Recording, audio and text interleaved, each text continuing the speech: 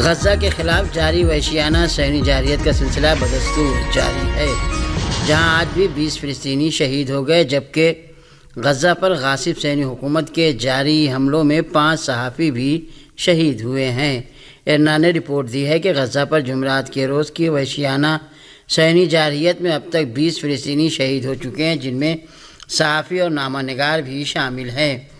دریں اثنا اقوام متحدہ کے امدادی ادارے انروا نے ایک بیان میں اعلان کیا ہے کہ غزہ کے جنوب میں واقع الصبرا میں ایک رہائشی مکان پر صہیونی بمباری میں 5 فلسطینی شہری شہید ہو گئے۔ غزہ کے شمال میں جبالیہ کیمپ پر بھی ایک مکان پر بمباری میں 2 فلسطینی شہید اور متعدد دیگر زخمی ہوئے ہیں۔ غاصب صہیونی حکومت نے غزہ میں زیتون کے علاقے کو بھی جارحیت کا نشانہ بنایا، جہاں 8 فلسطینی شہید اور زخمی ہوئے۔ اس درمیان 5 فلسطینی صحافی اور نامہ نگار جو غزہ کی صورتحال کا جائزہ لے رہے تھے، قدس ٹی وی کی براہ راست نشریات کے دوران گاڑی پر ہونے والے صہیونی حملے میں شہید ہو گئے۔ غزہ کے انفارمیشن سینٹر نے اعلان کیا ہے کہ غزہ پر وحشیانہ صہیونی جارحیت میں عیسائیوں کی 3% آبادی بھی ماری گئی ہے، جبکہ ان کے 3 گرجا گھر بھی تباہ ہوئے ہیں۔ غزہ کی وزارت صحت نے بدھ تک کے اعداد و شمار کا اعلان کرتے ہوئے رپورٹ دی ہے کہ غزہ کے خلاف صہیونی جارحیت کے آغاز سے اب تک 45,361 فلسطینی شہید اور 1,07,803 دیگر زخمی ہو چکے ہیں۔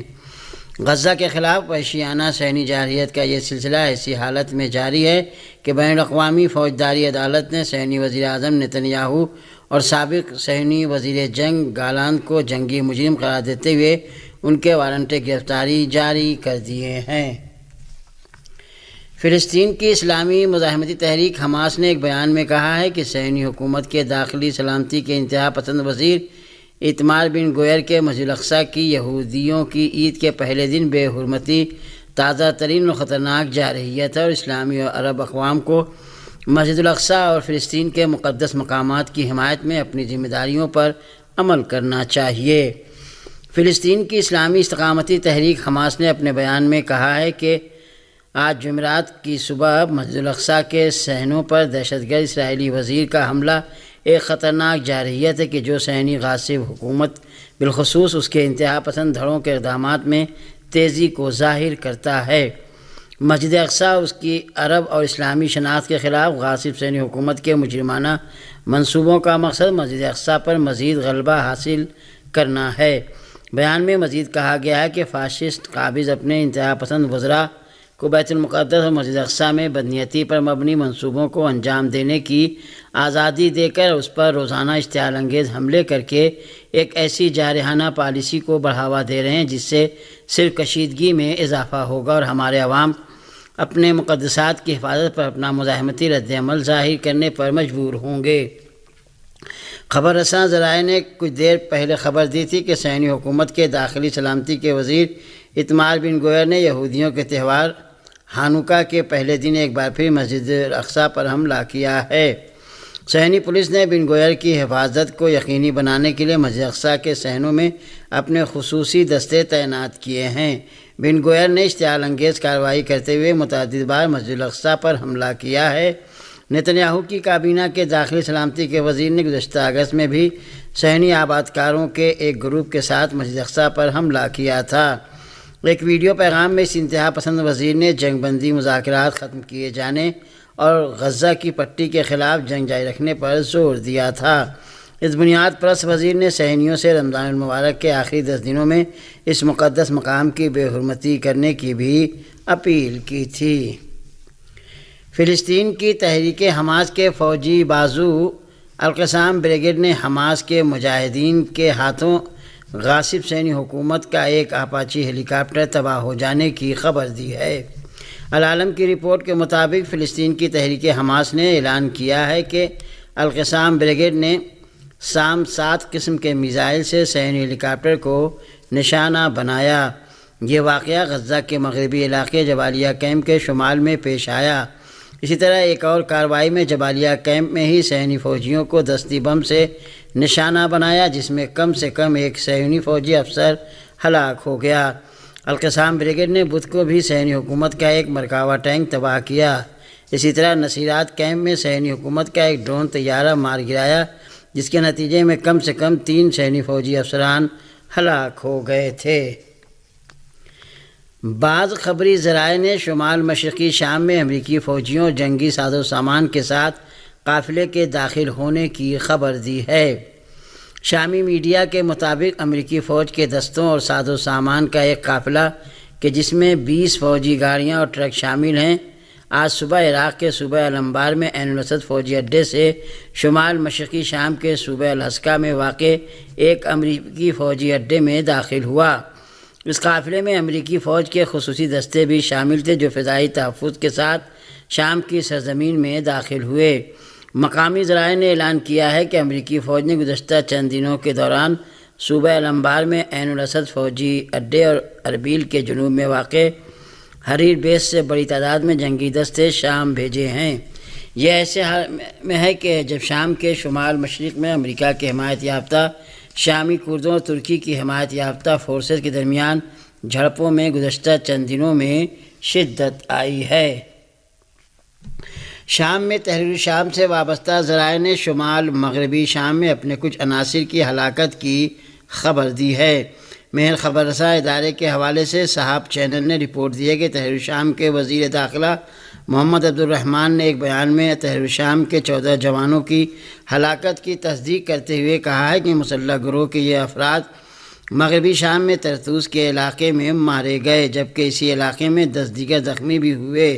عبد الرحمن نے اسی طرح دعویٰ کیا ہے کہ یہ افراد شام کی سابق حکومت کی آرمی کے بچے کچے فوجیوں کے حملے میں ہلاک ہوئے۔ شامی ذرائع نے اعلان کیا ہے کہ بشار اسد حکومت کے خاتمے کے بعد شام کے مختلف علاقوں میں داعشی عناصر کی سرگرمیاں تیز ہو گئیں، جبکہ الجولانی گروہ کے افراد خاموشی اختیار کیے ہوئے ہیں۔ پارا چنار کے محاصرے اور 2.5 ماہ سے راستوں کی بندش کے خلاف پاکستان کے مختلف شہروں میں دھرنا چھٹے روز بھی جاری ہے اور تحصیل چیئرمین نے بلدیاتی نمائندوں سمیت مستعفی ہونے کا فیصلہ کیا ہے۔ تحصیل چیئرمین اپر کرم آغا مزمل حسین کا کہنا ہے کہ پارا چنار میں شاہراہ کی 80 روز سے جاری بندش سے ایندھن، خوراک اور ادویات کے ختم ہونے سے بڑا انسانی المیہ جنم لے سکتا ہے۔ علاج نہ ملنے سے 100 بچوں کا دم توڑنا تاریخ کا بدترین ظلم ہے۔ تحصیل چیئرمین نے فوری راستے نہ کھولنے کی صورت میں بلدیاتی نمائندوں سمیت مستعفی ہونے کا فیصلہ کر لیا۔ ادھر راستوں کی بندش کے خلاف شہریوں کا دھرنا ایک ہفتے سے جاری ہے۔ شدید سردی کے باوجود پارا چنار، اسلام آباد، کراچی، لاہور اور کوئٹہ سمیت مختلف شہروں میں دیے جانے والے دھرنوں میں لوگوں کی کثیر تعداد موجود ہے، جبکہ کراچی میں پارا چنار واقعے کے خلاف مختلف علاقوں میں احتجاجی دھرنوں کا سلسلہ جاری ہے۔ احتجاجی دھرنا نمائی چورنگی اور ابو الحسن اصفہانی روڈ عباس ٹاؤن کے قریب دیا جا رہا ہے۔ احتجاجی دھرنے کے باعث نمائش چورنگی سے گرو مندر جانے والی سڑک ٹریفک کے لیے بند ہے۔ عباس ٹاؤن سے سپر ہائی وے کی جانب جانے اور آنے والی سڑک بھی ٹریفک کے لیے بند ہے۔ ٹریفک کو متبادل راستوں سے گزارا جا رہا ہے۔ ادھر ڈپٹی کمشنر جاوید اللہ محسود کا کہنا ہے کہ سیکورٹی خدشات کے باعث راستے بند کیے گئے ہیں۔ انہوں نے کہا کہ ہسپتالوں کو ادویات پہنچانے اور مریضوں کو پشاور پہنچانے کے لیے ہیلی کاپٹر سروس چلائی جا رہی ہے۔ دوسری جانب پارا چنار میں علاج کی سہولتیں نہ ملنے سے جاں بحق بچوں کی تعداد 100 سے تجاوز کر گئی ہے۔ فوجی عدالت نے سانحہ 9 مئی 2023 میں ملوث سابق وزیر اعظم عمران خان کے بھانجے حسان نیازی سمیت مزید 60 ملزموں کو سزائیں سنا دی۔ پاکستانی فوج کے شعبہ تعلقات عامہ ISPR کے مطابق سپریم کورٹ کے فیصلے کی روشنی میں سانحہ 9 مئی میں ملوث مزید 60 مجرمان کو فیلڈ جنرل کورٹ مارشل نے سزائیں سنائیں۔ بیان کے مطابق فیلڈ جنرل کورٹ مارشل نے تمام شواہد کی جانچ پڑتال، مجرموں کو قانونی حق کی یقینی فراہمی اور قانونی تقاضوں کے مطابق کارروائی کرتے ہوئے سزائیں سنائیں۔ ISPR کے مطابق سزا پانے والے 60 مجرموں میں جنا ہاؤس حملے میں ملوث حسان خان نیازی و حفیظ اللہ نیازی بھی شامل ہیں، جنہیں 10 سال قید بامشقت کی سزا سنائی گئی۔ پاکستانی فوج کے ترجمان نے کہا ہے کہ اس کے ساتھ ہی فوجی حراست میں لیے جانے والے 9 مئی کے ملزمان پر چلنے والے مقدمات کی سماعت متعلقہ قوانین کے تحت مکمل کر لی گئی ہے۔ ISPR کا کہنا تھا کہ تمام مجرموں کے پاس اپیل کا حق اور دیگر قانونی حقوق برقرار ہیں۔ یہ اطلاعات بھی سامنے آئی ہیں کہ سابق وزیر اعظم عمران خان سمیت PTI کے دیگر اہم رہنماؤں کے خلاف بھی فوجی عدالتوں میں مقدمات چلائے جائیں گے، جنہیں ISPR نے اپنی پریس ریلیز میں 9 مئی کے منصوبہ سازوں ماسٹر مائنڈ کے طور پر بیان کیا ہے۔ اگر یہ سچ ہو جاتا ہے تو یہ ملکی تاریخ میں پہلا موقع ہوگا کہ جب سابق وزیر اعظم کو فوجی عدالت میں پیش کیا جائے گا۔ یمنی فوج نے ایک بار پھر تل ابیب میں سینی ٹھکانوں کو بیلسٹک میزائل سے نشانہ بنایا ہے۔ یمنی مسلح افواج کے ترجمان نے تل ابیب کے قلب میں فوجی اہداف پر میزائل حملے کی خبر دی ہے۔ یحییٰ سریع نے اپنے بیان میں کہا ہے کہ فلسطینی قوم کی حمایت اور غزہ پر جاری حملوں نیز یمن پر صہیونی حکومت کی جارحیت کے جواب میں ہماری مسلح افواج نے فلسطین 2 سپر سونک بیلسٹک میزائل کے ذریعے تل ابیب میں واقع صہیونی فوجی اہداف کو نشانہ بنایا۔ بیان میں کہا گیا ہے کہ میزائل نے اپنے ہدف کو کامیابی سے نشانہ بنایا ہے۔ یمنی مسلح افواج کے ترجمان نے اس بات پر زور دیا کہ غزہ کے خلاف جارحیت بند ہونے اور ناکہ بندی خاتمے تک اسرائیل کے خلاف فوجی آپریشن جاری رہے گا۔ یمنی فوج کے ترجمان یحییٰ سریع نے رواں ہفتے کے آغاز میں بتایا تھا کہ یمن کی مسلح افواج نے فلسطین 2 سپر سونک بیلسٹک میزائل سے جافا تل ابیب میں ایک فوجی ہدف کو تباہ کر دیا۔ چند گھنٹے قبل اسرائیلی فوج نے یمنی میزائل کو مقبوضہ فلسطین کی فضائی حدود میں داخل ہونے سے قبل ہی مار گرانے کا دعویٰ کیا تھا۔ صہیونی فوج نے ایک بیان میں دعویٰ کیا ہے کہ انٹرسپٹ کیے جانے والے یمنی میزائلوں کے ٹکڑوں سے ہونے والے ممکنہ نقصانات کے پیش نظر مقبوضہ فلسطین کے بڑے علاقے میں خطرے کے سائرن بھی بجائے گئے۔ کہا جا رہا ہے کہ یمن سے مقبوضہ علاقوں کی طرف میزائل داغے جانے کے بعد سے 200 سے زائد علاقوں میں خطرے کے سائرن بجائے گئے۔ اسرائیل کے اس دعوے کے برخلاف کہ یمنی میزائل کو مقبوضہ فلسطینی فضائی حدود میں پہنچنے سے پہلے ہی مار گرایا گیا، مختلف ذرائع ابلاغ نے تل ابیب پر میزائل لگنے کی تصاویر شائع کی ہیں۔ اس حملے کے بعد بن گورین ایئرپورٹ پر پروازیں بھی منسوخ کر دی گئیں اور تل ابیب اور مقبوضہ بیت المقدس میں زوردار دھماکوں کی آوازیں بھی سنی گئیں۔ اور آخر میں یہ خبر کہ آسٹریلیا نے پہلے دن کا کھیل ختم ہونے پر ہندوستان کے خلاف میلبرن ٹیسٹ میں 6 وکٹ کے نقصان پر 311 رن بنا لیے تھے۔ بارڈر گواسکر ٹرافی کے جاری چوتھے ٹیسٹ میچ کے پہلے دن آسٹریلیا نے ٹاس جیت کر بلے بازی کی اور پہلے دن کے اختتام پر 6 وکٹ کے نقصان پر 311 رن بنائے۔